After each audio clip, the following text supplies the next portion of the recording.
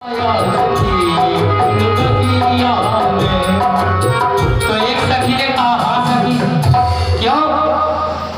किसी ने कहा है, कोई कहता है दशरथ दुलारे है वो, कोई कहता है दशरथ दुलारे है वो, कोई कहता है दशरथ दुलारे है वो, कोई कहता है दशरथ दुलारे है वो, यज्ञ रक्षा में असुरों को मारे है वो, यज्ञ रक्षा में असुरों को मारे है वो। अच्छा, तुझे कैसे पता कि उनने यज्ञ रक्षा में असुरों को मारा है? तो तू तीसरी सखी ने कहा, मालूम है कैसे? तीर बांधे हैं कसकर कमरिया में, तीर बांधे कसकर कमरिया में, तीर बांधे हैं कसकर कमरिया में, तीर बांधे कसकर कमरिया में। सावला एक है एक गोरा बदन, सावला एक है एक गोरा बदन, देख कर भी जिन्हें ना भरा मेरा मन, देख कर भी जिन्हें ना भरा मेरा मन, देख कर भी जिन्हें ना भरा मेरा मन। क्यों नहीं भरा? जनकपुर में ऐसा कोई नहीं है क्या? हाँ, ऐसा रूप नहीं देखा उमरिया में, ऐसा रूप नहीं देखा उमरिया में, ऐसा रूप नहीं देखा उमरिया में, ऐसा रूप नहीं देखा उमरिया में। कोई आया सखी फूल बगिया में, कोई आया सखी फूल बगिया में। क्या रहा पर्दा तुझे पर्दा नसी देख लिया, हमने दर पर्दा तुझे माहे जमी देख लिया, हम नजरबाजों से तू छुप ना सका है, जाने जहां तू जिधर जाके छुपा हमने वहीं देख लिया। तुझसे मिलने की तमन्ना थी हमारे दिल में, तो लोग तुझे देखेंगे वहां कहां जब मर जाएंगे।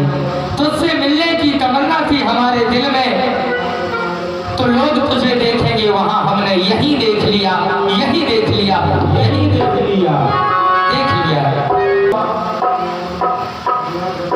हमको भी दिखाओ।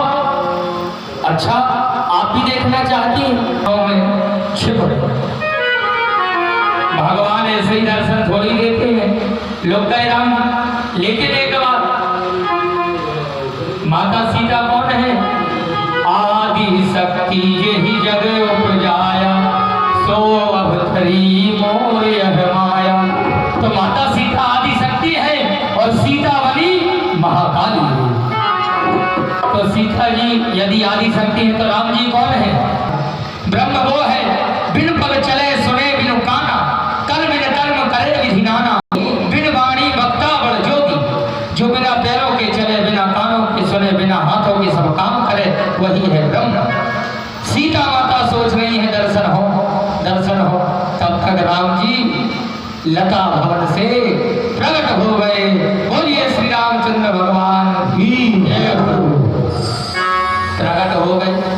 अब वहां वन में मोर नाच रहे थे। लक्ष्मण जी ने कहा प्रभु ठहरिए, ऐसे आप अच्छे नहीं लग रहे। तो मोर का पंख गिर गया था, लक्ष्मण जी ने उठाया और राम जी की मुकुट में खोस दिया। मोर पंख सिर सोहतनी का। तो लक्ष्मण जी ने कहा ये मोर पंख पहन लो। राम जी ने कहा अभी बाग के अंदर तुम्हारी खुशी के लिए पहने लेते हैं, लेकिन इसके बाद उतार देंगे, फिर नहीं पहनेंगे। नहीं, लोग कहेंगे राम जी सजने संवरने में ज्यादा लगे रहते हैं, फिर मर्यादा पुरुषोत्तम कौन कहेगा? लक्ष्मण जी ने कहा हम आपके भाई हैं, हमारी एक तो बात न रख सके, मोर पंख नहीं पहन सकते। राम जी ने कहा अगला जन्म तो होने दो, वो भी करेंगे। जब द्वापर में कृष्ण अवतार होगा हमेशा मोर पंख पहनूंगा, तुम मेरे बड़े भाई बन जाना, जो बोलोगे वही करूंगा।